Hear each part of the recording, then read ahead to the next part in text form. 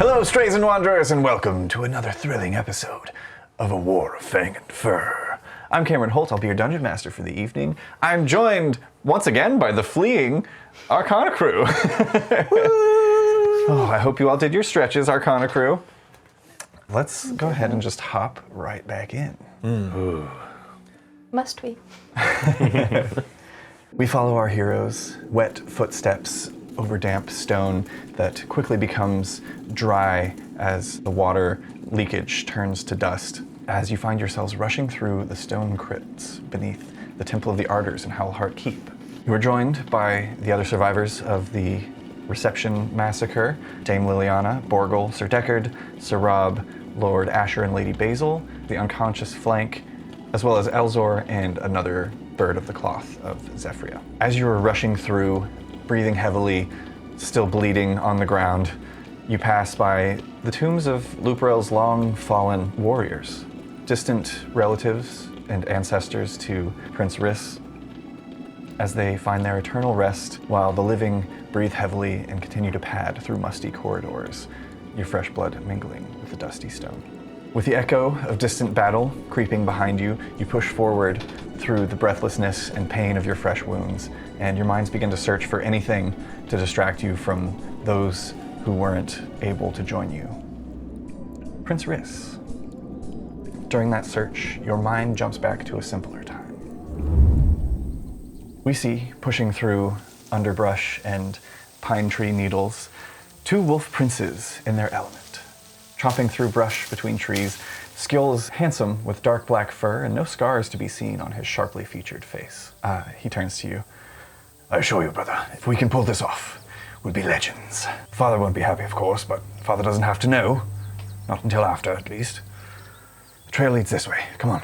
If we can bag this blast beetle on our own, it'll mean our names. He continues leading you forward, and as you push through the brush and occasionally stop to touch at markings in the dirt, these large, like pincers almost, pressed into the earth from the needle-like legs of this large beetle that you're hunting. Eventually, you come upon a large, singed carcass of a blast beetle. As you do, stepping around from the beetle's carcass, wiping his paws with a cloth, is a badger. He's wearing not armor or anything that you would expect of someone on a hunt. He's wearing a simple white tunic with a vest buttoned over the top of it and some sort of velvety greenish trousers. As you notice him, Skjold steps forward. Odders be damned, that's quite a trophy, friend. And hardly a pauldron on you. Did you take down this beast? The badger turns to him. Well, some of us don't rely on a pack to do our hunting for us. We have our own strength. And Skjold kind of like tenses up a little bit. Careful with your words, friend. I'm no stranger to a duel. Badger kind of like smirks as he's putting his little handkerchief back into a vest pocket. He's like, oh, a dog that barks, I'm shocked.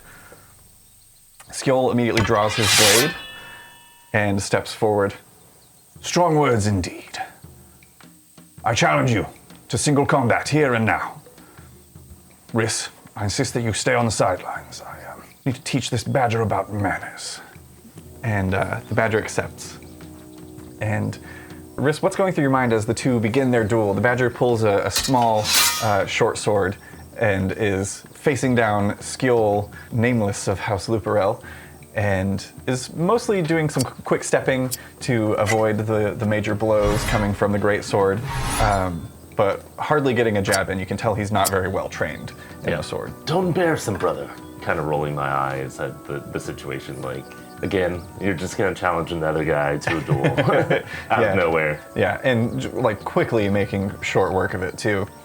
He kind of smirks at your comment as he continues the offensive. But as the tides start to turn and things are not looking good for the badger, he quickly steps back. And you see as he holds his hands out and begins chanting under his breath, and pagan flames ignite in his paws.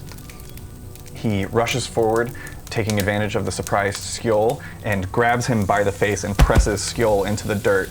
Skjold drops his sword immediately. He all sense of battle and decorum leaves him as he is just screaming and howling and whimpering on the ground as this badger. You can see this sick look in his eyes as his eyes kind of widen as he's looking down with a smile on his face as he presses Skjol's face into the ground. What do you do? Yeah, no, I have to protect my brother, so just going to, as fast as I can, get up there and try to attack him. The attacker is solely focused in this sick fascination with whatever it is that he's doing to your brother. He doesn't even notice as you rush up behind and quickly remove his head from his shoulders. And the body slumps to the side, the flames go out. Skjol raises paws to his face, which you can see the fur is gone on one side of it and is just a mess of blood. He kind of like rolls over, helps himself up, vomits into the ground before looking up at you, and you can see the skin is kind of like hanging down over the eye on that side, and his lip has curled up as he looks up at you and down at the body. We have to hide this. And he starts using his greatsword, ignoring the cuts that dig into his paws as he grabs it by the blade and is using it as a shovel to basically dig through the earth, frantically trying to cover up this mistake that has taken place. As he does, what is Riss doing in this moment? I think I'm just kind of in shock that I interrupted a duel, which is like punishable by death, right? It is a big taboo to interrupt single combat, which has been formally challenged. Yeah, I'm just going to take a minute and like look at the face of the badger and kind of see if I can do anything to identify him or any. Make a quick investigation check. Oh man, I'm not good at those. 4. Excellent. At the time that this took place, I would say that this is probably Riss's first kill that wasn't a hunted bug. Yeah. This is the first time that you have taken the life of another animal, and you glance over at the head that has separated from the body, and it is that look, that sneer of vile joy is forever plastered on the head. That's creepy. It didn't even see the attack coming. And you notice you kind of cut a little bit of the shoulder off with it as well. It wasn't like a clean through the neck, but it was a powerful blow. The only thing that you see that catches your attention is a small silver chain with a flat circular pendant around its neck. Yeah, grab it. There's a moment as you kind of like lift up the head by the fur and slip the necklace off from down below, and you just kind of have a moment there staring. You don't recognize this, but over your shoulder, the viewers see in the background as Skjol flips the body into the hole, pauses for a moment before reaching down and plucking something from it and tucking it into a pouch before he calls to you and kind of breaks you out of your stupor. And together, the two of you bury the badger and return as the heroes who bested a blast beetle by yourselves, and Skjol earns his name, Skjol Beetlebane of House Luperel. I'm gonna use bury the badger as like a new catchphrase or saying, like, we have to get something done. God, let's just bury this badger. We flash back to the present as our heroes are continuing to run through the crypts. I'm gonna go to all of you individually and see, obviously we know what's going on in Riss's mind, but I'm curious what the rest of you are thinking in this moment as you're not sure if anyone is pursuing you. There's certainly not time to cover up the very obvious blood trail that you are leaving behind you from those of you who were badly injured. But the stone tunnels become more and more rough-hewn as you go. It's less crypts and more, there are like wooden support beams that, as they kind of turn to these sort of tunnel shafts. Lady Azalea, what's running through your mind in this moment? I'm trying to game plan, trying to determine where these tunnels could put us out and whether or not people could be there already. Okay, make a quick history check. 12. 12 is enough that you don't know exactly where these tunnels are going to lead. But there are, as you continue, they begin to branch out, and it's like being inside an anthill almost. But as you are moving through and the tunnels are sort of intertwining and mixing together and looping and twisting around, you do come across a pile of rubble. You know this to be the dishonorable tomb of the Mad King Ulfgar. You had passed by the place earlier where he would have been interred had he not brought shame upon his house. And down here is just a small arrangement of stones around bones that look like they've been kind of scattered around. A few of them are actually outside, like some sort of bugs have probably come down here and been like rummaging through the body. It wasn't like put inside of a sarcophagus or a tomb of any kind. Just they brought the body down here, dropped it, and left a few stones to mark its place. You would also be aware on that 12 history check that these tunnels were originally a mining operation in Howlheart, where a number of the gemstones that still are passed down through the generations of the nobles of House Luperel were originally mined.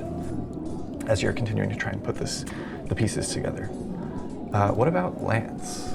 I'm trying to think how we can get Flank up and moving so I'm not having to carry him the whole time. As you're rushing, I'm going to make a quick insight check. I'm going to say this just needs to be higher than probably a 6. 16. Nice. Sir Deckard sees you kind of struggling, and he will take Flank's body from you.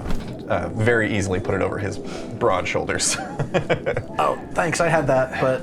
We can share the load. It's the least I can do after all that you've done for me. Appreciate that. I'll take that opportunity to do a second wind, heal myself. Yeah, absolutely. Getting the weight of Flank's body off of you, you take a deep breath and feel the healing airs. Is Flank the only one that's down right now? Yeah, everyone else is sort of just kind of panicked and running. Borgel had led the way to the tunnels, but now that you're here, he's kind of like fallen back a bit and is, it's like one of those situations where nobody's really leading. Everybody's like, I thought I was following you. No, And- Borgel is leading. We followed Borgel, sorry. Come on, Borgel. We followed Borgel. Yeah. And then Borgel got to this point and has kind of like slowed down a bit, and like people have like been intermoving amongst each other, and you're just moving through the tunnels. Do I have my wits about me at all? Am I able to understand that like he's unconscious from the poison? Yeah, I would and say all that? you have that like that momentary flashback of thinking of the last time that, well, the first time I should say, that you remember Skjol being in real trouble, that you could help him with, and then you come back to in this moment. Okay. Can I dump lay on hands 5 points into Flank? Yeah. Yeah, absolutely. Excellent. He takes a deep breath and spits out some blood, like coughs it up, that was still kind of lingering in his airways. As he does, Sir Deckard the Titan is like, "Can you walk, Coyote?" And he's like, "Probably not as quickly as you would like me to." And Sir Deckard is just like, "All right," and continues carrying him. I'm not sure if this is a disrespectful thought since we're in like the tombs of your ancestors, but were any of them buried with their armor? Because I know you don't have any. You would know that, yeah, the greatest warriors are buried in their armor. In their armor? And with their weapons, yeah. There's none like sitting outside. What about Gotta go. what about his uncles? Yeah. Is his uncle in armor? No. His burial was dishonorable, and they pretty much just like stripped him down to his fur. That would be really funny to show up in the armor. Yeah, that would be epic. No, as far as you know, King Lupin had that all smelted down and destroyed. Yeah. Just a thought. Yeah. Just being pragmatic. Gotta go. I don't know. We gotta go. Yeah, we do. We gotta go. We don't have time to you're like- disinter. You're like out of your breath having this ancestors. conversation as you're all continuing to run and being like, okay, this way, I guess. What about Hugin? As Hugin's running, she's thinking, they need to be laid to rest. They need to be down here. No. That's not true. They're not dead. That's not real. This is a nightmare. He crushed their heads. Oh my God, they're gone. they deserve to be down here with Queen Gavenna. Oh my god. And just like panicking back and forth, not wanting to believe anything is true, and then just thinking, where do we go from here? How do I get these people out of here? How do the crypts look? Are they just like... They start as like a very well-made structure of stone, but as you go further and further down, it's more rough-hewn, less refined, still like well-kept for the most part. But eventually when you reach what would be the end of the crypts, there's basically like a mine shaft that you enter. And from there, it's dark, but thanks to all of you being animals, you can see in this darkened space, at least enough to not be like tripping over each other or stones on the ground. Yeah, there's like some old mining equipment. You pass by some like rusted pickaxes that are still leaned up against old crates. I think that before we get there, I would see that Riss is still unarmored and like not even thinking about what they're saying, just go over and start like kicking open a crypt. Like, Yeah. Just... Make an athletics check. Is this the first roll of the session? Yeah. We had a You had a investigation. first roll of this timeline of the session. Nat 20! I'm gonna say on a nat 20, you walk up and you kick the stone slab off the top of this crypt, and you see the long dried bones and just a few flakes of fur of a warrior wolf of House Luperel, and you can describe what type of armor they're wearing. Oh, I think it would be like a kind of like burnished black color with like some gold, intricate gold filigree or something on it. Hell yeah. And the house sigil. Yeah, you guys take a moment. Everybody is down to like stop and catch their breath for a second as the sounds of battle have become a little bit more distant, and Riss begins kind of suiting up. Yeah, Good lord. I'm just pulling the stuff out and just throwing it. Riss! You can add plate armor onto your character. You guys take 15 minutes and help. At this point, everybody's kind of like Borgle is there too, helping like fasten you in. It's probably actually closer to like 10 minutes. And yeah, there's something uncomfortable for probably everyone involved about like taking off some greaves and like shaking a femur out of them. I feel fine about that. I don't know if anybody else even helps me do that. Like, I'm just fucking tearing that stuff out, like, very And if I can add disrespectfully. one thing, Yeah. there's also an old tattered red cape that is fuck yeah. like threadbare and mostly ripped from like the mid back down, but just over the shoulders. Oh, I love it. Hell yeah. While we're paused, can I? Took a second. I'm going to tear off any fabric from anywhere I can find, even if it's not mine, and use my mage hand to start cleaning up any of our like trail behind us. So it looks like we just got to here and then disappeared. Okay. And I'm gonna have it just continue following us. Okay. I'll say make an Arcana check, because blood is very hard to clean up. We'll say on a. This has to be a high DC. I'm gonna say on a 20 or higher, you can successfully kind of erase your trail for enough of a period of time that would be confusing to anyone pursuing. Nope. Okay. It's wet blood onto dusty stone, and as you go to try and like clean it, it's just kind of like smearing and like staining in the area, just like poorly painting some of the floor. Sorry, prestidigitation would have been In that case, more helpful. how bloody am I? I was fully dead. You've mostly got like some blood coming out from your ears yeah, I'm and your just- nose. I'm just gonna go, as that's failing and they're still armoring up, I'm gonna... Are you fucked up? I'm okay. But have you been fucked up? Would you have been bleeding? I mean, I'd be a little bleeding, but not very much. Just like my normal state of like light bleeding everywhere. Lance, an assist, if you wouldn't mind. Sure. I'm gonna go to one tunnel. There are many, right?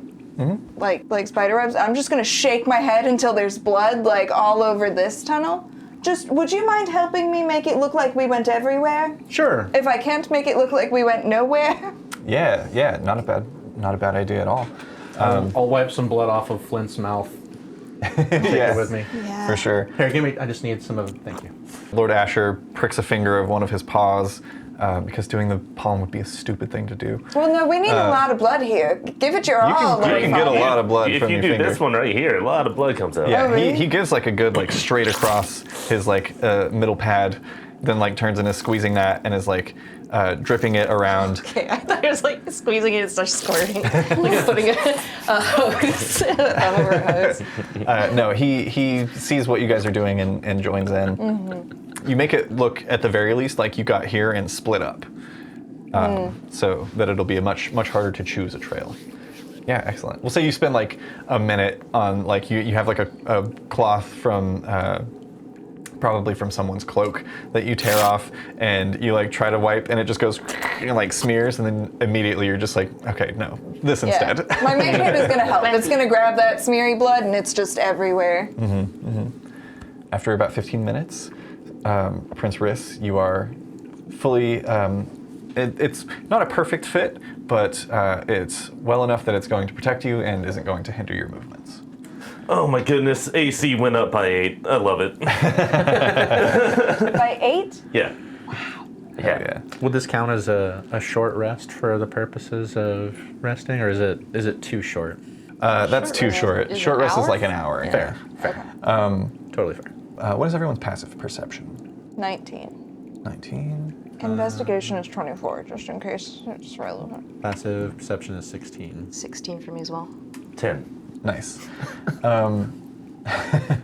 Lady Azalea, you overhear just a brief, quiet conversation between Sir Deckard and Flank on his shoulder. As you just hear Sir Deckard is like, how in the five hells are you alive, old man? Make an insight check. He kind of like pauses for a second.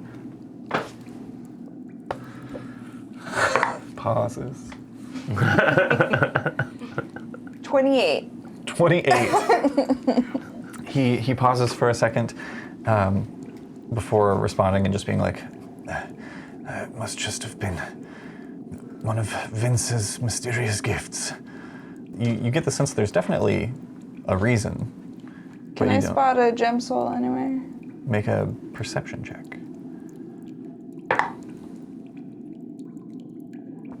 21. I mean, he's wearing just sort of loose-fitting brown robes with a red and gold braided cord tied around the waist, but you do see like kind of a strange bulge over his left shoulder, just from like the position that he is, being like fireman carried by Sir Deckard.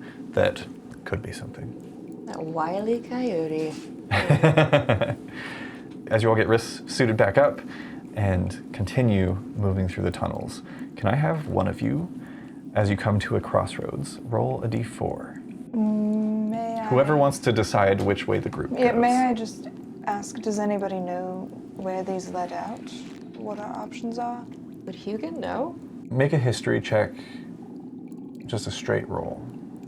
It's a lot of twists and turns that, There's been down here literally- plenty of times, but I get lost easily. Yeah, there's literally like hundreds of tunnels. Yeah, that's a 14. I would say you are aware that there are multiple outlets. Some of them lead to entry and exit points that are just out in the woods, and there are others. You know of at least one that was used during a time of prohibition in Howlheart, where illicit potions and alcohols were taken out through the crypts of the castle by servants of the Five Ardors in the temple, who had like operations that they were running where they were allowed to make like a certain amount of sacramental wine, but they would make a little bit extra and sell it on the side. Nice. So there are a few that empty out into town. For the Ardors. Yeah. Pour one out for the Ardors. Okay, do I know if any of them, are there dead ends here too? Yeah, there are a few. You actually already hit a couple. Oh, okay. At this point, it's been about probably like, with the 15-minute break included, it's probably been about an hour of moving through crypts and mines. Yeah, just give it a roll of the dice. It's a 2. 2? All right. I think this way. Can I second wind? Yes, absolutely. Hell yeah. Hugin, you make a quick assessment and choose a direction and lead the group down that fork. As you do, the tunnel gets more and more narrow, and eventually You pretty much have to be single file. It's just wide enough that Riss isn't like scraping armor on the walls. I would like to take up the back if I can. Yeah, absolutely. Who's I guess Hugin's leading the charge at this point. In front. Approaching in a line, continue, and eventually you come to an area where it opens up into a small chamber. And there's a small set of steps that lead up to a ladder that leads to a small trapdoor on the ceiling.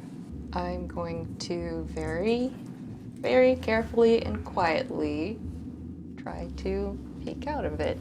Make a stealth check. Would you say this is dark? Yeah. Okay, so... Yeah, there's no lights on down here. So It's I not get like... advantage on stealth whenever I'm in like a dark environment. Yeah, absolutely. Oh, are you serious? Wow. Same number on both, but that's a 15. You kind of like undo this little latch, and as quietly and slowly as you can, you push up on the trapdoor, and there's a little bit of weight to it, but as you kind of try and peer out, you can see that there appears to be a rug over the top of this. I listen, see if I can hear anything. Yeah, make a perception check. That's an 18. You hear a couple of meaty thuds, and then a voice. If you just cooperate with us, this will be a lot easier for you. And you hear the sound of like spitting and coughing, and then a little bit of laughter, and then another meaty thud. Would I be able to tell how many animals are in that room? It sounds like there's definitely 2. Can I hear Definitely additional? 2. Make one more perception check, this time with disadvantage. Okay. Be tough to get a number of bodies without visuals. It's a 15. Not bad. Your best guess is that there are probably, based on like you do hear like the sounds of armor and a few things being like picked up off of something and set back down. Sounds like glass on wood. There's at least probably 4 bodies present, if not more. We'll slowly lower it back down, turn back to the rest of the party, and I point up, and I'm like,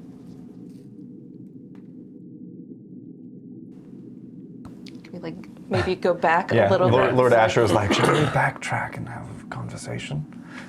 And you guys kind of like move back down to an area where you can like have like a conversation and not be like standing in a single file line. Takes you about another 5 minutes to head back that way and open up into a space where you can kind of gather around. It's a way out into a building, but Into the keep? I don't know. I've gotten turned around in here. I don't know where we are, but I can tell that there's somebody being tortured up there Oh, by super. Arctos. How many? A few, I don't know. At least one victim, one torturer, and then a couple others. Armored, probably armed. I mean, we can take them. How I don't bad? know how many are up there, though. Look at us. We do have a number of non-combatants that should probably stay behind. Of course. My parents are fine, right? They're looking Yeah, I don't think either of them got a single great. injury. All right, there's 2. How bad do these 2 look? I'm a little singed. Yeah, I've got some burn marks from getting electrocuted. Yeah. Bloodied. Sir Deckard is in top shape. He was paralyzed and nothing happened to him. All right, 3. Lance is just a little. I'm just, my baseline level of fucked upness. All right. Dame Liliana is like, I'd prefer more armor, but I didn't want to rob your ancestors. I am fair. armed, though. Oh, I could help with that. She kind of like looks over you, like, where the hell are you hiding plate armor? I'll take what I can get. I'll put a hand on her shoulder and cast Mage Armor.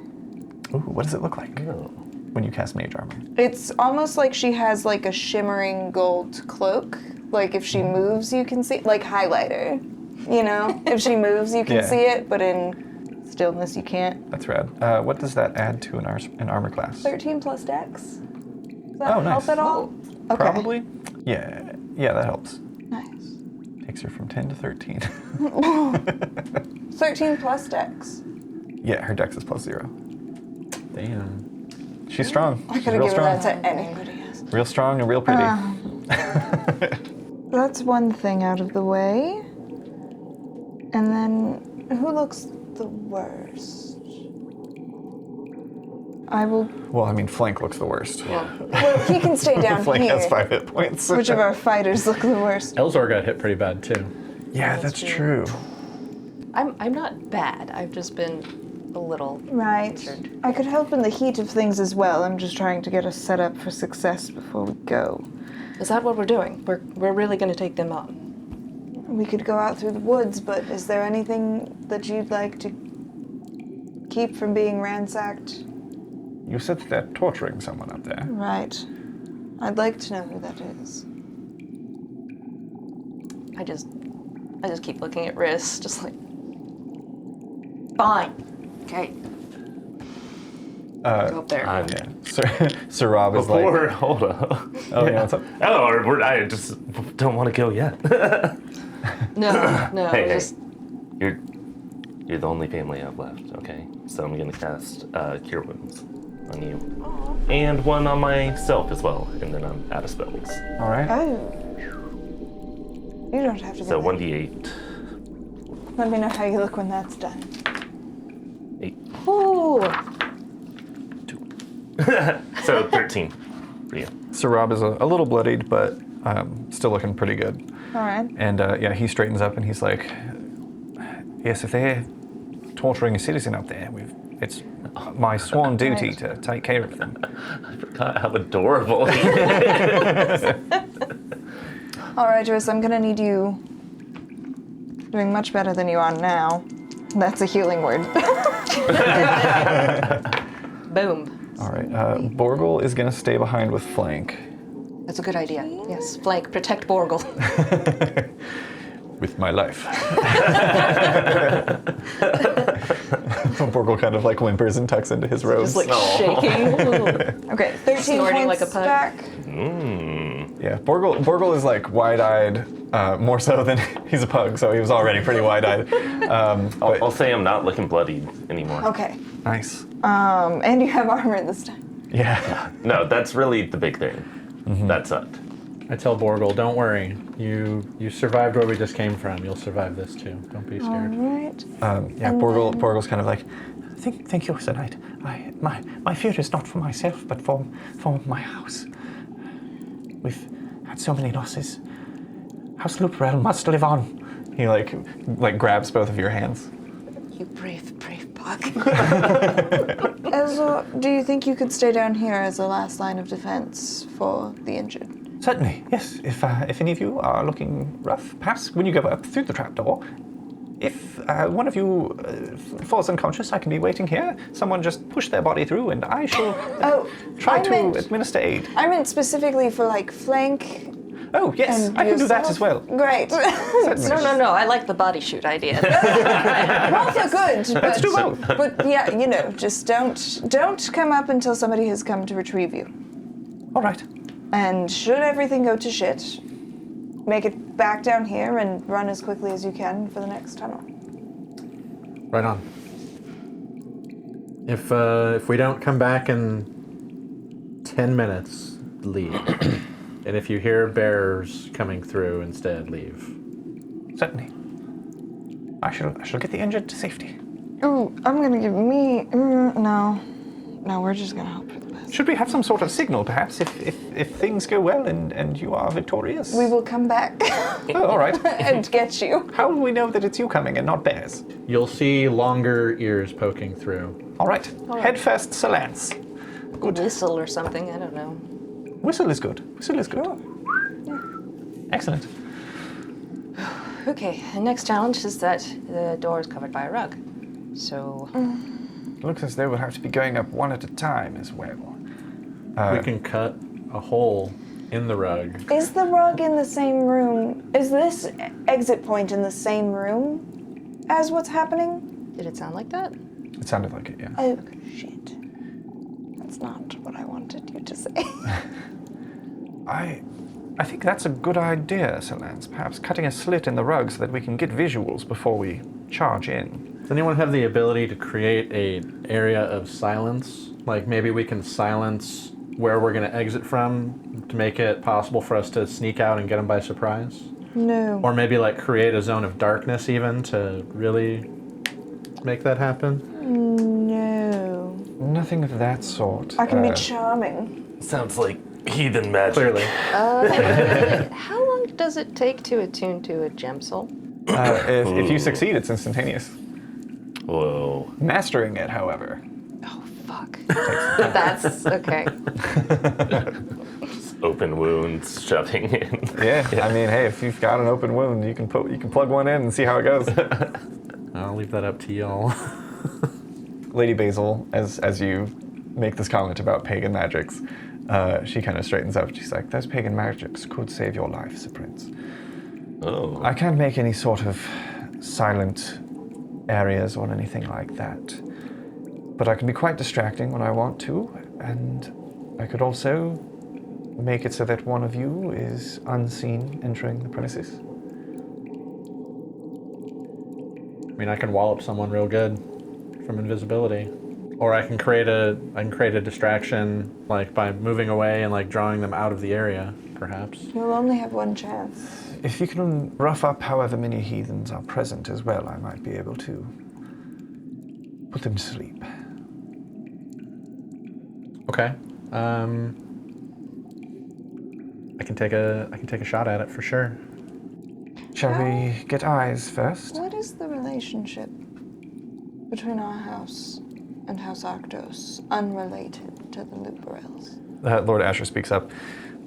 It's hard to not relate the two, as House Vulpes was one of the few allies of the Mad King during the Great Hunt, and also not to mention the assassin that was hired by the Mad King was a fox.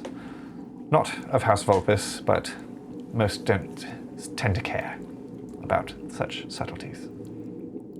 So not great, is what I'm saying. Was it bad also? Right. I'll be of little help then. You're just going to pop out of the floor and say, oh, hello. I was kind of hoping I could get some sympathy and distract them, but it sounds like sympathy won't be given. Can you disguise yourself as a bear instead of a fox? Yes.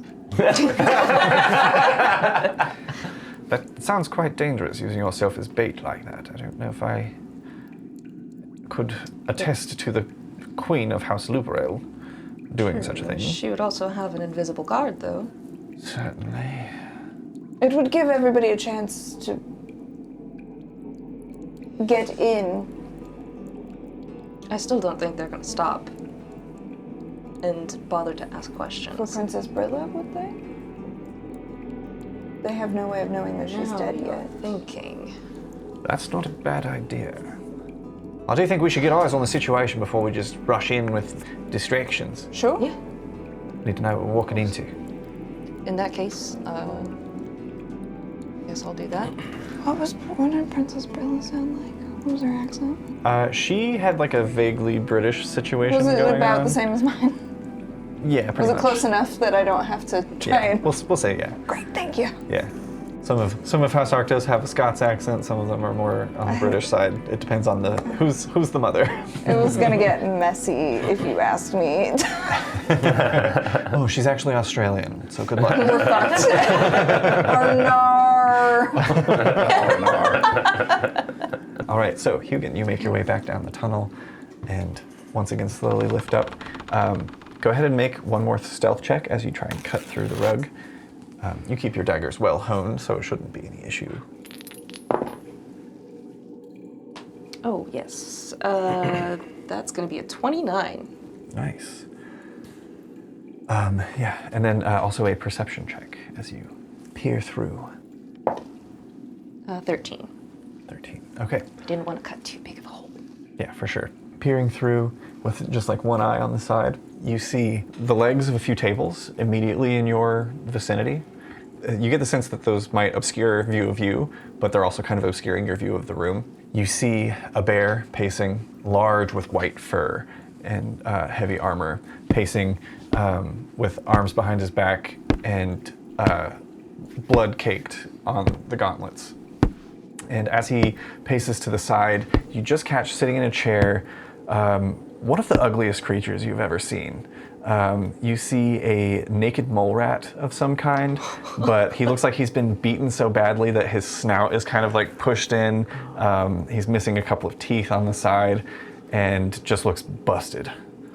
Continuing to look around the room, you see there are shelves that are stocked with various ropes and nets and hunting implements, and this looks to be some sort of like storefront.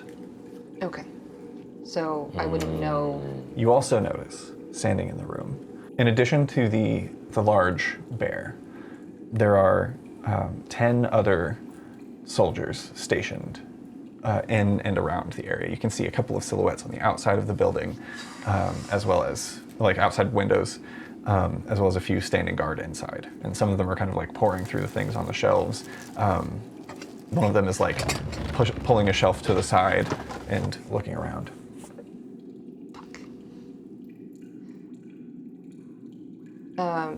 Would I be able to tell kind of where we are, like where the shop is in like relation to the castle and everything? Make a survival check to try and like place yourself in Hellheart. 17. I'm gonna say on a 17, you've been here before. You've been sent on a number of errands here. You were right at the edge of Hellheart Keep, actually outside of the keep's walls in the surrounding village. This is a general goods store that's like right near the border. Okay. Okay. Yeah, I'm gonna go back down and relay all this. That it's not just the ones that are in the room. There are more guards outside of it. But they're just guards, right? They're not like specialists or like big beefy boys, right? There's a lot of them.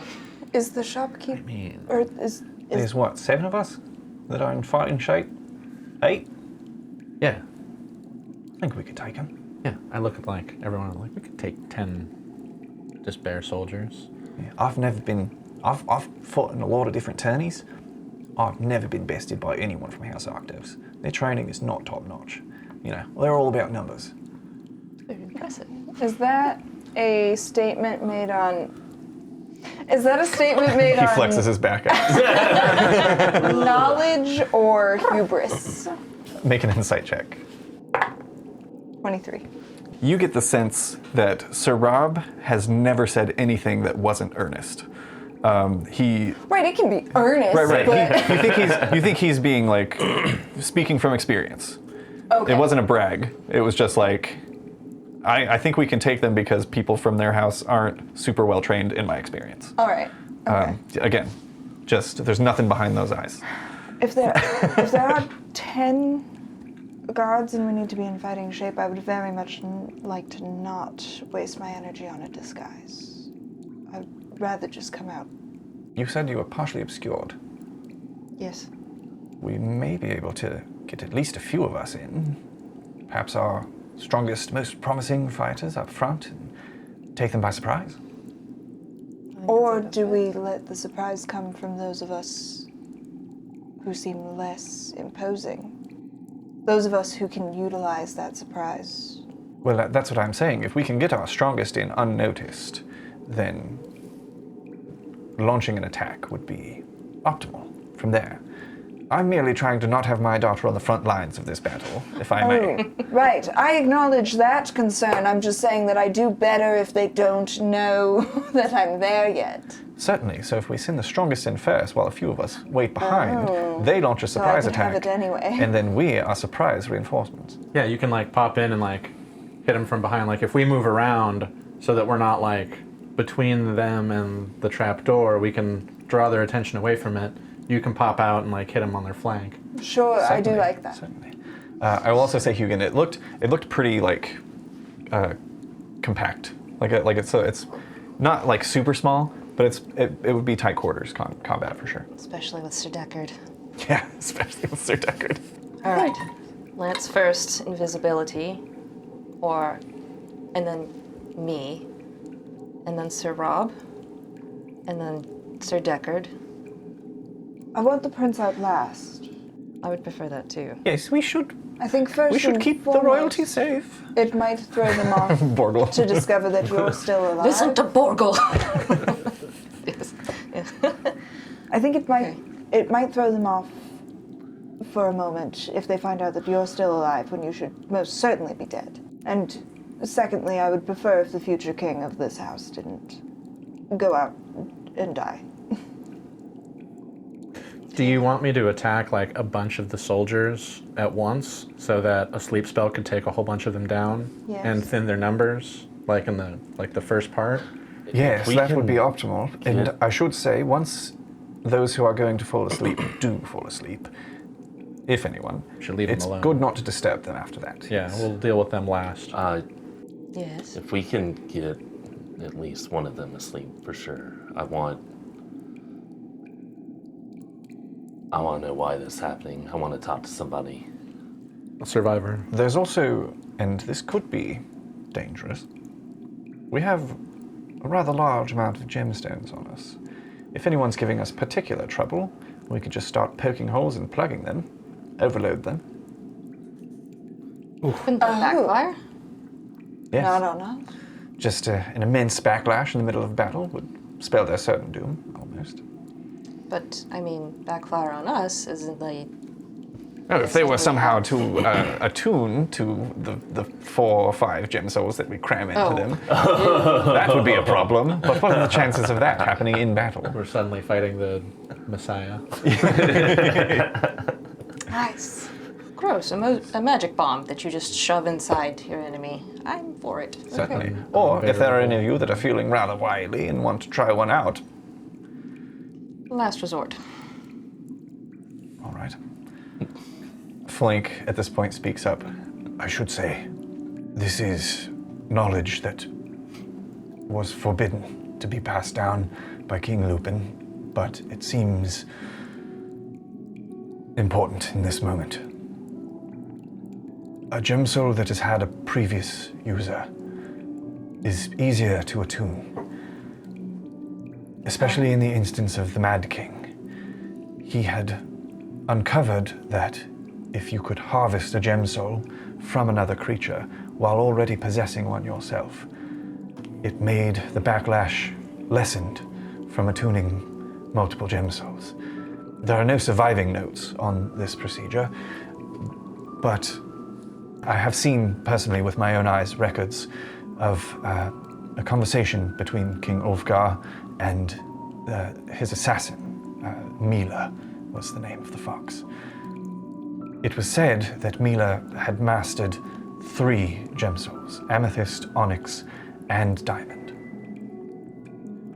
Apparently she did this by either finding beast weavers or creating beast weavers and then sacrificing them to harvest their gem souls and immediately place them in her own body.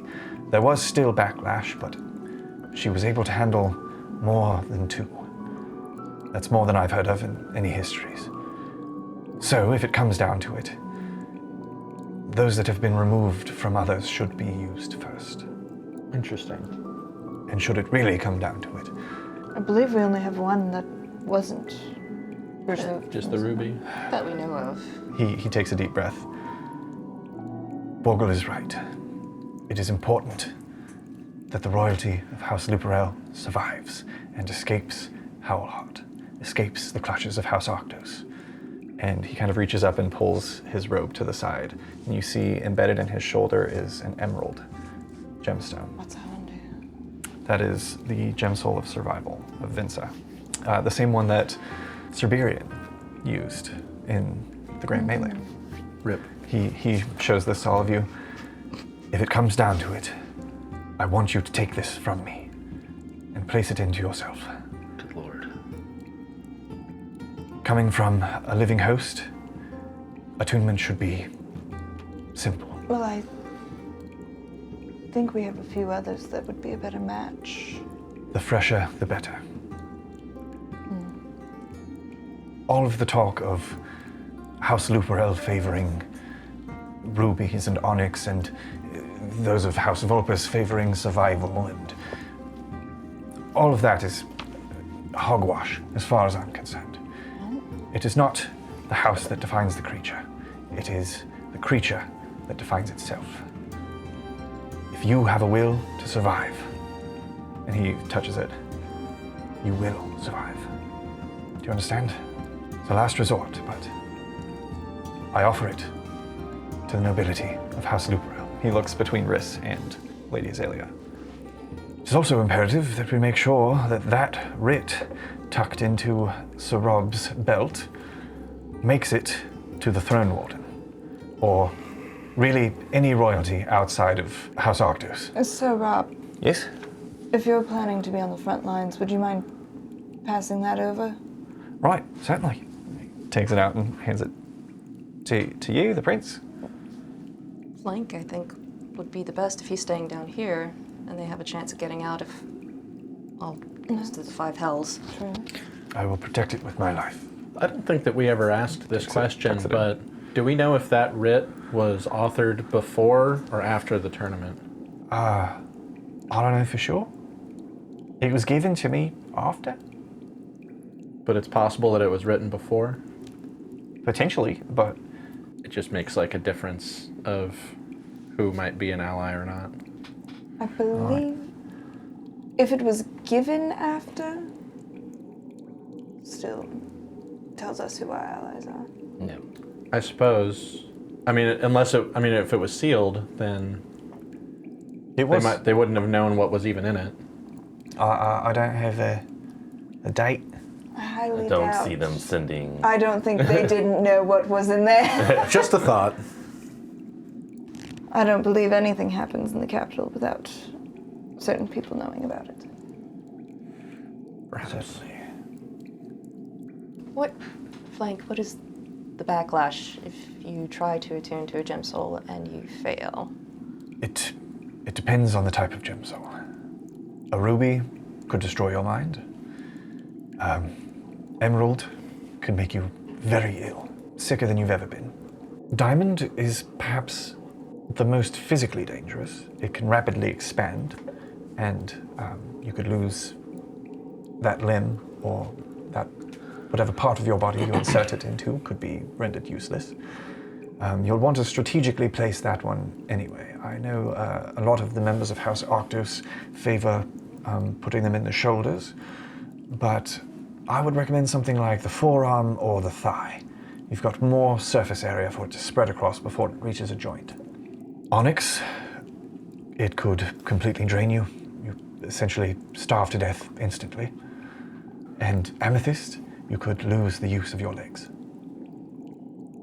That's really specific. Well, it Hugo simply was like, put, it would paralyze you.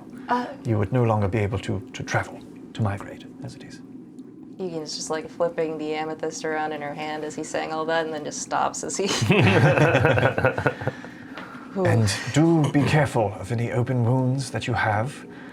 Have you heard tales of the hero of the Great Hunt? We don't talk about them much in House Luperel. I think it could be a valuable story, yes, but we are Yes. As the legend goes, up against time. yes, as the legend goes, there was an otter of no house. He was simply a commoner who earned his knighthood through the Great Hunt.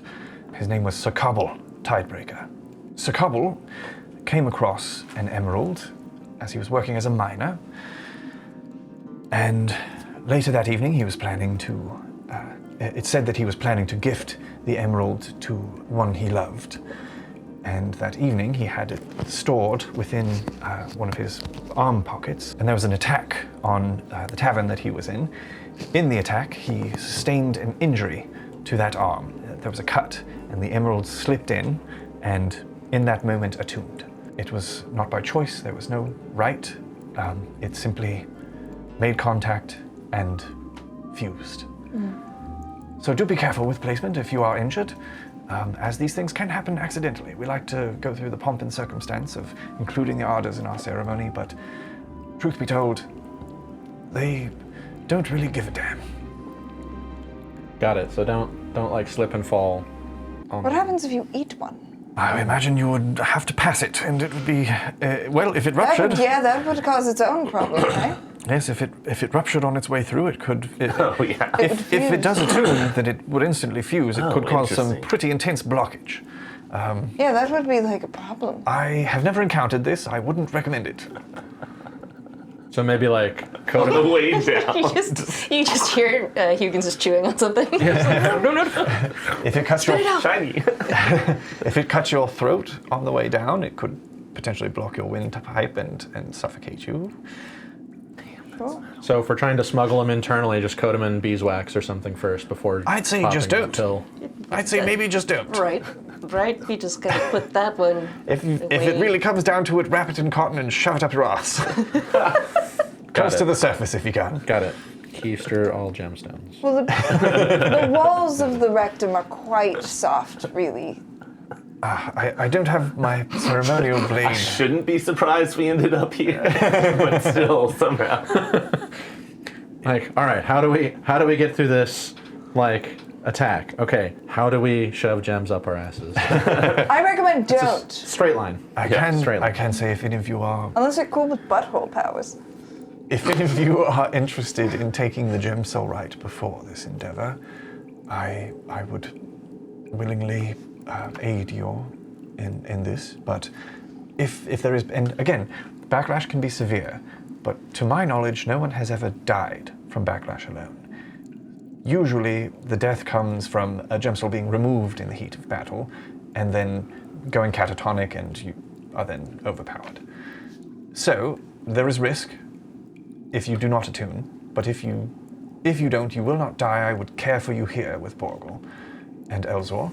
Touch on that again? If you remove it, Yes, if you remove a gem soul from a living creature who is attuned one, if you force disattunement, they will experience immense backlash that would almost certainly subjugate them immediately.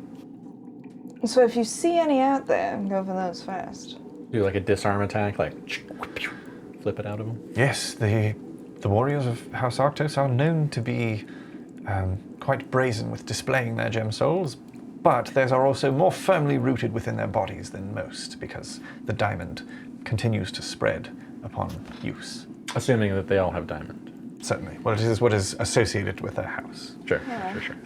But again, the information that I've given you about this conversation, these records between King Ulfgar and the assassin, they were destroyed by King Lupin, and we have not communicated them with any of the other houses. So, as far as I am aware, most nobility outside of House Luperel and this room now only thinks that their nobles can attune gem souls at all, and among those nobles, only those that their houses favor.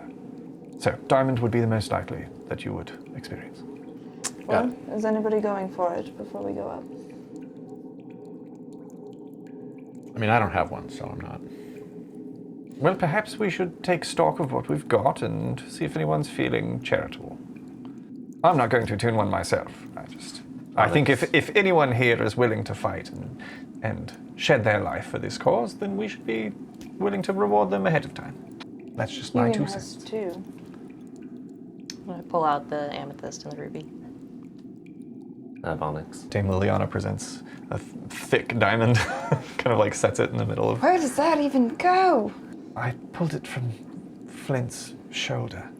It was loosened by the tree that bisected him. Nice. I mean, not to go back to the butt thing, but still, the butt cheek has a lot of meat. Oh, that's good meat. Yes, but it's close to joints, though. That's true. So diamond in particular, you don't want that in your ass. Also, it would make a clunk like every time you sat. Oh, yes. You think this juicy caboosey doesn't already? I said a clunk, not a thunk. I'd recommend somewhere easily concealable and Like the butt. far from a joint. No. So perhaps the ribs or the stomach area. Well, there are actually many joints in your ribs. Right, certainly. But it's easier to maneuver in combat having a stiff torso than it is having, not the use of your knees. Sure, but your spine is pretty close. Yes? Speaking of not having the use of your knees, I would like to use the amethyst, but at this point, it's just too dangerous. In particular, I'm worried that if it's discovered that we have them, they'll attempt to use that against us. Certainly. That's why I suggest putting them out of sight. Right, but the use of their abilities could, especially we don't know how to use them. Certainly. I think it would be wiser to It is, consider them when we have a moment to breathe. yes, there is training involved, but my main instructions would be trust your instincts. I don't know, unless anyone really, really wants to, I say we skip it for now, and then deal with it later. Cut Lance and chilling. Here's 3! Oh God! Am I the one? How big is the diamond one? It's like half of my palm size.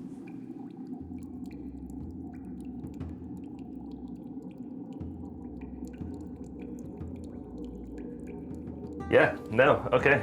So I'm gonna start undoing the bracers that you gave me, Nice. Flank will help. and then I want to put the diamond in for him. Okay. Are you sure about this? Could I borrow a dagger from you, Human? Takes it, holds your forearm, makes a small incision, and takes the diamond. There's like a pause and a breath before he presses it into the wound. Your vision goes white, and I need you. Is there anything we can do to help? No. Oh. So, just so that you guys know, a little bit of lore on the world. The Arders represent the 5 basic animal instincts. Over the years, they're, like Flank was saying, the nobility have been like hoarding the gem souls for themselves, and there's even rumors that like commoners can't attune gem souls. You have to be of noble blood to be able to handle them, which is why Sir Cobble Tidebreaker was such a big deal, because he was just a dude. He was just a guy who, in a moment of danger, accidentally attuned an emerald, and then went on to achieve greatness later on. That being said, your proclivity for a specific type of gem soul is based on the instincts that you embody, not the instincts that your house claims to embody. So, Prince Riss, I need you to make a Constitution saving throw with advantage. Awesome. Actually, let's do this. Yes. Okay. Yes, please. Let's do this in the Tray of Fate. Good call. And while we're getting ready and stuff, I'm just going to talk to the two of y'all for a moment. Flank is like cleaning the dagger, saying a few prayers over Making it. sure it's not poisoned. My mother. Whoopsie doodle. Whoops, my bad. Oh no, Josh is being serious. Yeah, this con save was actually for the poison. My mother. You got to make another one also. Died of the rot when I was young. My brother was always the foolhardy one, always running in, challenging people with duels, all that. He got to go sit on the council. You know, with my father, he was always trained to be the head. My mother was much more the spiritual one. So she followed Valera, the goddess of protection. Upon her deathbed, she made me promise that I would watch after her, my brother, my family. And as of right now, y'all are the family I've left. So Flank steps forward. It's like, yes. Prince Skjol, ever the sword. Prince Riss, ever the shield. Couldn't think of anything more fitting. And he makes the cut. This is a DC 20 Constitution saving throw. and it's Constitution, which is +2. 18 or higher. Saving throw? Mm-hmm. +2. That's a natural 20. Oh my god!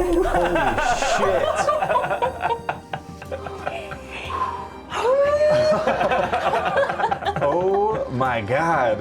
You can take your dice back. I'm glad I got a bandage. That was great. Wow. This is not dissimilar from pulling from the deck of many things. I feel in that dizzy. Holy shit.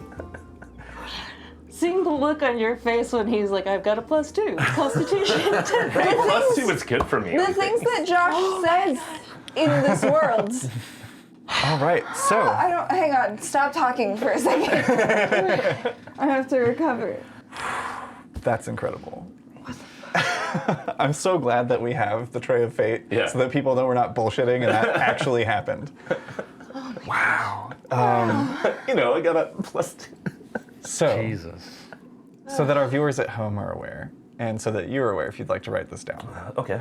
Yeah. Your vision flashes white for a moment, and it's like you're being pulled through this tunnel of lights that's twisting and spinning, and your vision begins to fade momentarily as you feel yourself weakening and stiffening. It's like you're being encased in this inescapable shell. And then you feel 2 paws, and then a third on your back. And you feel as that shell begins to crack away. You turn to peer over your shoulder. Make a quick perception check. 9. 9 is enough. You see the grinning, unmarred face of Prince Skjol. You see King Lupin there beside him, Queen Covenna there, all standing and smiling with paws on your back, and they give a gentle push, and the white fades, and you find yourself standing in the space. There's a diamond that is fused to your flesh. It's almost flush, actually, with your forearm. Oh, shit. As you look down, you would expect that with the way that diamonds are and how clear they are, that you would see like red through it. But you don't. It's like a gleaming white. There's actually a soft glow. You take a deep breath and straighten up, and you feel good. I'm gonna immediately start tying his bracer back on. Oh, yeah. You have access to the Shield and Citadel spells, with a pool of 3 points that you can use to cast the spells. Casting beyond the allotted points causes your body to experience backlash, unlike the other gem souls. And that's three points per day, so that recharges on a long rest. Backlash from a diamond gem soul, just so that you know if you want to use more shields than you are allotted, it doesn't heal or retract. So where other gem souls will expand and then over time heal themselves and regress, diamonds don't. They just continue to expand. With the use of each spell granted by the diamond gem soul past the 3 allotted points, your max HP is reduced by 1d4. In addition, your gem soul slowly grows and spreads across your body from its fixed point. Your dexterity score is reduced by 3 points, and that's permanent. For each, if I go If beyond you go it. over, yeah. My dex is not good to begin with. I don't want that. So that's 3 per day, right? 3 per day, yes. The shield spell is the shield spell, adds 5 to your armor class until the start of your next turn. Love it. Citadel is basically the shield spell, but you can cast it on others. That's a homebrew spell that me and Sam put together from campaign 1. So, Fuck. Okay. It's a level 5. I was like, spell. I'm never going to use shield that many times. but if you can protect your friends, yeah, that's the thing. And that's just your base understanding. You instinctually have this sense that you can protect those around you. An instinct that Riss has always carried with him. Beautiful. Flank lets out a deep sigh. He's just like, and places a paw on your shoulder and kind of squeezes. And you can still feel that that faint, like when like somebody like pushes you lightly or like nudges you and it kind of lingers for a second. Yeah. You can still feel those 3 paw prints on your back as Flank adds another to your shoulder and kind of squeezes and looks at you like in your eyes and is just like, I always knew you had it in you. All right, well, anyone else want to hedge their bets, or shall we get a move on? I'm ready to go. Yeah. All Let's roll. Shall I watch over this treasure trove while you're gone? Flank will collect the various Wanna keep one gemstones. just in case. We give it to Borgle. Oh, he's the one. We put them all in one. Morgul ascended. Don't eat them! princess. My final form! He just like sticks them under the folds of his face. And his jowls. Face folds. Oh, it's just like crusted with gems. Other grills. Oh my god, that'd be so good. Yeah, theoretically, if you found one, ooh, that would be so bad though. If you found one small enough and like had it shaped into the shape of a fang and like put it in place of a tooth, That'd be so. it would look sick. But if you overused it and it starts to spread and just fucks up all your teeth, Just don't get a diamond in your. yeah, right. That holds your teeth in your face. That's what I need. Yeah, I guess technically it wouldn't like push them out of the way. It would just make them also diamond. That's pretty fucking rad. A growing grill. Until you can't open your jaw. Your jaw, yeah. Diamond Technically, your teeth are TMJ. not bones, but they are held in by joints called gamphoses. Cool. Gross. Nerd. I'm just kidding. You're so smart. Fucking nerd, get back to playing D&D already. Yeah, right. what the fuck? Yeah, do you guys want to keep any of the gem souls on you? Just in case. Last resort. Like last resort or overload Yeah. I somebody? don't have any on me. Onyx. Sure. Why not? I'll hang on to it. So there's an amethyst and a ruby left over. I guess I'll keep the amethyst on me. Yeah. I'll take the ruby. Excellent. They need to make it it would be quick sick. run. All right. A teleporting rogue? Holy shit. So, who was first? Leading up to, I guess, Lance. Lady Basil casts invisibility upon you. Is it regular or Case greater? of invisibility. Poop. Yeah. So it'll last an hour or until you do something, basically. So is it? I can like do stuff. I just can't like make attacks, right? Is that it? Right. Lance, what is your approach to exiting the trapdoor? I'm gonna sneak out. Obviously, I'm invisible, but I'm gonna be silent too. Okay. Do you do anything about the rug? Is the hole that's been cut big enough for me to fit through, or do I need to cut a No, bigger it's like hole? it's like a little tiny eye slit. Okay, well, I'll cut a bigger hole, Excellent. also yeah. silently. Yeah, we'll say no roll required for that in particular. You like slowly lift up and get a dagger out and just kind of like move around the perimeter of the trapdoor, and then make a stealth check as you attempt to sneak out with advantage because you're invisible. Oh, perfect.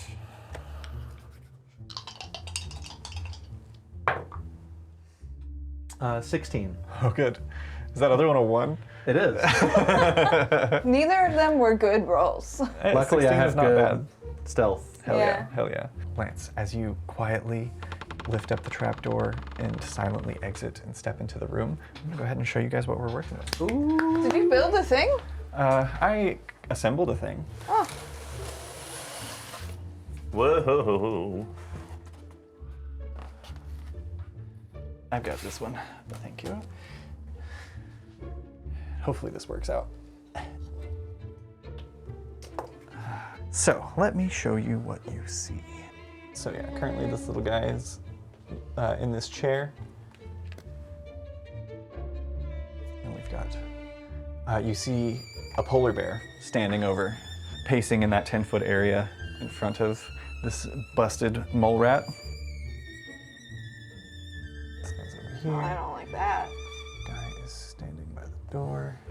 Hopefully, these soldiers aren't like super rough and tumble. We've got 2 backing up Quit homeboy. adding guys. Stop! There's one guy standing right here. Lance, you have emerged Wish I had invisibly a fireball spell. from right And kill him too. here. I mean, you know. In classic fireball spell fashion. A fireball could fuck up this entire space, Yeah. for sure. As you step out, you see as the polar bear kind of like kneels down, he's like, I know that you've been sending information and aid into House Luperel for years. Tell us where you keep it. And the mole rat in the chair, it's like fat lip and like swollen eye, is just like, I don't know what the hell you're talking about. Is he insinuating that he's like a spy for some other house or something that's keeping tabs on Luperil? Well, this is Howlheart Keep, so this is Make an insight check. This is the house that this guy would serve. 11. I'd say like standing here for just like another second and kind of listening to the conversation. It sounds like this polar bear came here because he heard that there were like potions present that he could have for his soldiers, but this guy is not giving up the information on where they are. And you see these other guys are kind of like pulling shit off of shelves and searching for those things. Is there anything like above everyone that I could like take out and like have drop and like do a whole bunch of damage to like a group of people? Make a luck check. I'm gonna say on a 15 or higher, there's a chandelier right here. Nice. 16! Yeah. Oh, fuck yeah. Yeah, so there's a we'll say ignore the deer head. There are antlers over the fireplace, and you assume probably all, sourced from shed antlers. And there's just a full antler construction, very, very Gaston, right above that group. Is it just like one rope going up to it, or is there maybe like a stabilizing rope? There's somewhere? one rope going up to the ceiling, and then it kind of like spreads out to the chandelier itself that is just kind of like firmly dangling there. Who is the next person entering the room? I think it was Hugan. Hugan? All right. I step out of the way so that someone else can get out For of sure. there. Which direction would you like to go? I'd like to get in position to where I could attack that rope that's holding the chandelier up. Like maybe even up on a table or something quietly. So, easy enough without having to re-roll anything. You can climb up on this table and kind of step over to here. Your best bet to get to that rope is going to be to jump onto the top of this shelf and then leap up to cut the rope. He is a bunny. I can, so my rabbit hop lets me jump 15 feet. Could I just like jump Shit. straight up and hit it without having to like just from the table there? You would still have to get to the shelf to do so. Okay. Yeah. Okay. Well, I can do that pretty easy with my new class feature, Hugan enters. Remarkable Athlete. It adds I can add 3 feet to the distance of like a running long jump also, so I should be able to jump better than Nice. before. Do you want to do that now? And because like the issue is not that you won't make the jump. The issue is more that they would hear you probably land. I'm gonna wait until more of us are here Okay, so that my surprise can be more effective. excellent. Hugan, go ahead and make a stealth check. Would I get advantage on this, being obscured by a table? Yeah, why not? I didn't build it this way, but this table does have like a back on it. But there's like basically just enough of like a separation between it and the floor. That's how you saw that there was like a bear and a couple of other guys Nice. straight through. Oh, okay. Well, that's a nat 20 plus a 10, so Fuck yeah. 30. Yeah, I'm gonna ask you Nice. where do you want to go in this room? Because like these two guys are looking at the shelves. These guys are all face forward. This is the only guy looking this direction. But there's like a shelf and bodies. So really anywhere kind of in this vicinity that you would like to go, you are welcome to be there. Okay. I think I've got eyes on the guy in the corner, Okay. but I can't maneuver out there without being seen, right? I'd say if you stay low, because there's 3 bears standing here, 4 bears technically. I think you could probably get to like melee range of that guy Okay. without being seen, because you're still kind of obscured by their bodies and the table. Perfect. And on a natural 20, yeah.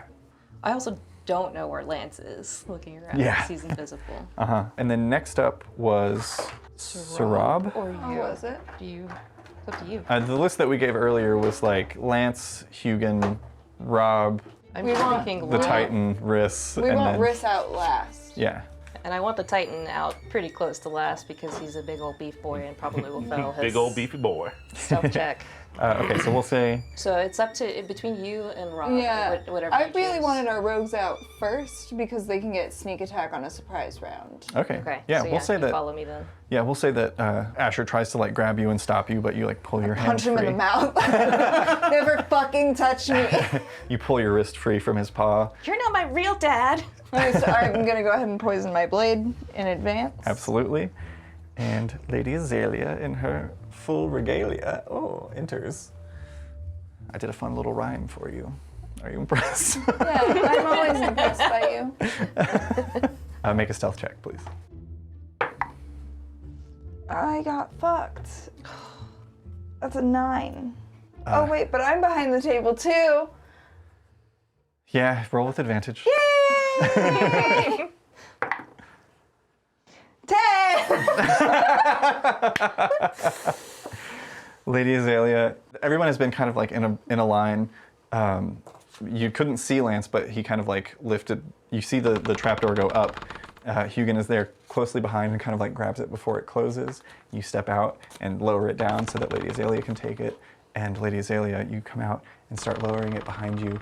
And assuming that Sir Rob is right behind you, you let go, and it falls and closes. And heads turn. I'll jump up over the table. Yeah, I'll say you have enough time to do that. And then, in the next episode, we're gonna roll initiative.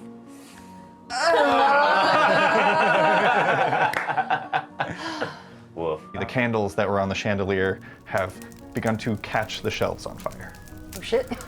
I'm okay with that, actually. This shelf is knocked forward. Lord Asher fails his dexterity saving throw. Oh no! He is knocked His prone sunglasses break. and is caught under a burning shelf. Finish the bitch!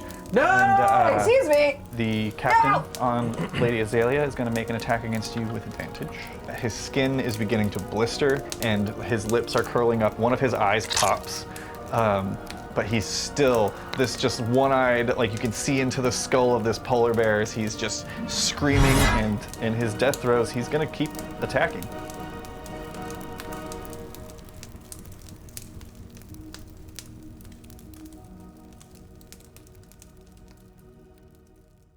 Thank you so much for watching. If you liked what you saw and you want even more Arcanarama goodness, you can head over to patreon.com/Arcanarama, where the low price of $5 gets you access to a whole host of content, like the Chaos Hours, our post-show talkback, where we chat with each other about the things that happened in the episode and give you a peek behind the Dungeon Master's screen. The Guardians of the Phoenix podcast, where it all began, as well as monthly art drops with character art that you can use in your own games at home. The $5 tier gets you access to all of those goodies, but there's also a $3 tier if you simply want to be noticed by your senpais. So without further ado, huge shout out to all of this month's Patreon supporters. Definitely Not Sam, Scott Shear, Nita Yilva, Eric Firm, Freya Odensdottir, Robin Stone, Tina Holt, and Al. See you in the next one.